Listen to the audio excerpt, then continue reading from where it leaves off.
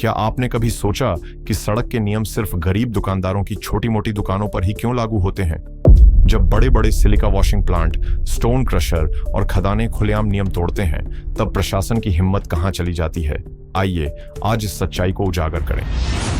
हर दिन हम देखते हैं कि रोड एंड बिल्डिंग विभाग, चाहे वह आर&बी स्टेट हो, आर&बी पंचायत हो या रेलवे या फिर पूरा प्रशासन, गरीब लोगों की छोटी छोटी दुकानों को तोड़ता हुआ नजर आता है और इसका नाम दिया जाता है सड़क के नियमों का उल्लंघन।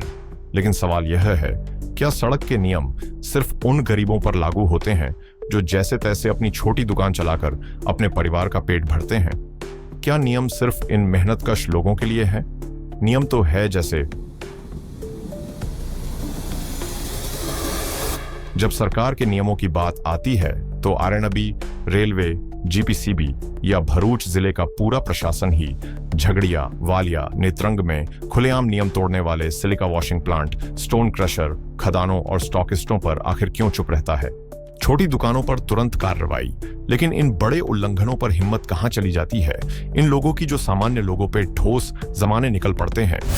लोग कहते हैं कि इन अवैध गतिविधियों में कई नेता और अधिकारी खुद शामिल हैं। क्या यही वजह है कि गुजरात के गैर आदिवासी क्षेत्रों के नेता और आदिवासी क्षेत्रों के नेता, चाहे सत्ता पक्ष के हों या विपक्ष के, आदिवासी इलाकों में हो रहे अत्याचारों के खिलाफ आवाज नहीं उठाते?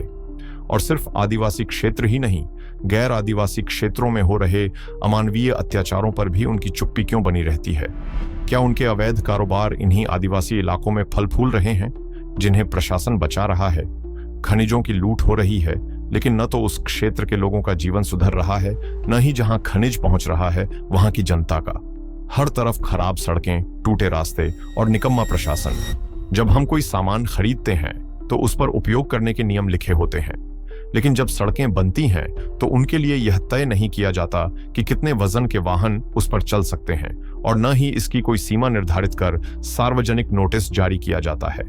अरे भाई, इन राजनेताओं, अधिकारियों और उद्योगपतियों के पास इतना पैसा है कि वे कल को 500 टन के ट्रक भी ले आएंगे, लेकिन क्या ये सड़कें इतनी क्षमता के लिए बनाई गई हैं? खेती करने वाले, नौकरी करने वाले, रोजगार करने वाले, मजदूरी करने वाले, सबकी हालत बद से बदतर होती जा रही है। विकास हुआ है, लेकिन किसका? सिर्फ नेताओं, अधिकारियों और उनसे जुड़े उद्योगपतियों का। आम जनता की जिंदगी में कोई सुधार नहीं हुआ। और आदिवासी क्षेत्रों में जो संविधान की धारा 244(1) के तहत अनुसूची 5 और 6 के अंतर्गत घोषित हैं, वहां तो स्थिति और भी भयावह हो चुकी है। अब समय है कि हम खुद आगे बढ़ें, अपने बच्चों और भारत माता के भविष्य के लिए कदम उठाएं। अगर हम चुप रहे तो ये अमानवीय गतिविधियां बढ़ती जाएंगी और भविष्य घनघोर अंधेरे की तरह भयावह हो जाएगा। तो आइए एकजुट होकर अन्याय के खिलाफ आवाज उठाए। मैं आपका दोस्त डॉक्टर भाविन कुमार शांतिलाल वसावा, भरूच से। चलिए मिलकर इस अन्याय को रोकें, आवाज उठाएं, बदलाव लाएं।